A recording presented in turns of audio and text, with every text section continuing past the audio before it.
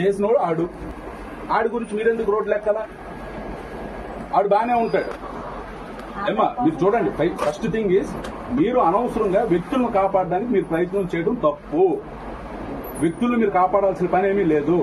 ఈడు కాకపోతే ఇంకొక ఫీల్డ్ అసిస్టెంట్ వస్తాడు, ఈడికన్నా బాగా చేయొచ్చు. ఆడి గురించి మీరెందుకు రోడ్లు ఎక్కాలా? అమ్మా చూడండి, ఈ బదిలీలు ఈ ఫీల్డ్ అసిస్టెంట్ల సంగతి నాకు తెలిసినంత బాగా మీకు తెలియదమ్మా. ఈ ఫీల్డ్ అసిస్టెంట్లు ఎవరు, బెందాలం అశోక్ ప్రచారంకి వచ్చినప్పుడు ఎవడు పనులు పెట్టారో, వేరే పార్టీ వాళ్ళు వస్తే ఎవరు పనులు మానించి మరీ మీకు మాస్టర్లు వేశారు, ఇవన్నీ నాకు తెలుసమ్మా. నేను 12 సంవత్సరాలుగా ఎమ్మెల్యేగా ఉన్నాను. ఒక ఫీల్డ్ అసిస్టెంట్ సంగతి నాకు చెప్తావా? నాకు తెలియదా ఏం జరుగుతుందో ఫీల్డ్లోన? మీరెందుకు రోడ్డు ఎక్కాలా? మీకేట అవసరం? మీరు ఇంకో కంప్లైంట్ చెప్పారు, ఎస్, అది కొంచెం సీరియస్ గా తీసుకోవాల్సిన అంశం. అది నేను తీసుకుంటాను అంటున్నాను కదా,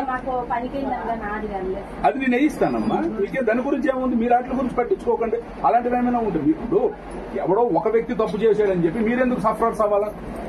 మిమ్మల్ని ఇబ్బంది పెట్టే ఏ పని జరగదు, అంతవరకు నేను గ్యారంటీ. అంతే తప్ప మిగిలిన ఇష్యూస్ గురించి మీరు ఇన్వాల్వ్ అవ్వకండి. అఫీషియల్ గా జరుగుతున్నటువంటి పనులు ఇందులో ఇది రాజకీయంతో దేనితోనే సంబంధం లేదు. ఒక ఫీల్డ్ అసిస్టెంట్ ఏ పరిధిలో ఉండాలి ఆ పరిధిలో ఉండాలి. ఈ రోజు ఎంతమంది ఆడవాళ్ళని ఇక్కడ పంపించగలిగాడు అంటే ఆడు రాజకీయంగా ఎంత బలమైన ఆడికి అంత కొవ్వు. అలాంటప్పుడు ఆడు రావాలా? ఆడొచ్చి నా మీద ఏం జరిగిందండి అని అడగాల. ఆడు రాకుండా మీతో డ్రామాలు ఆడిస్తారా? ఆడికేమంత కొవ్వు? ఆడాడు అంత పెద్ద దార్కరిగాడాడు, దార్కరిగాడా?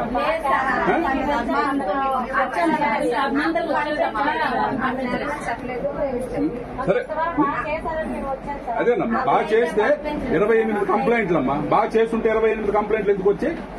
28, 1 కాదు 2 కాదు, మీరు చెప్పిన 1-2 పోనీ కన్సిడర్ చేద్దామంటే 28 కంప్లైంట్లు అధికారికంగా రిజిస్టర్డ్. మీ రిజిస్టర్లు చూసి డైరెక్ట్ గా రాసి ఎంక్వైరీ చేసి ఇచ్చినటువంటి రిపోర్ట్ ఇది. అదేనమ్మా, అన్ని బదిలీ అంటే ఎవరు పెడతారు? వాళ్ళు చేసిస్తే రేపు తెల్లవారు ఏంటవుతుందమ్మా? గవర్నమెంట్ నడుస్తాయి ఇలాగైతే. మీ కాడంటే ఇష్టం కావచ్చు, బట్ రాష్ట్ర ప్రభుత్వానికి కూడా కొన్ని నిబంధనలు నియమాలు ఉంటాయి కదా. ఈ సబ్జెక్ట్ వదిలేయండి, నేను వాళ్ళని పిలిపించి నేను మాట్లాడి మీకు చెప్తాను.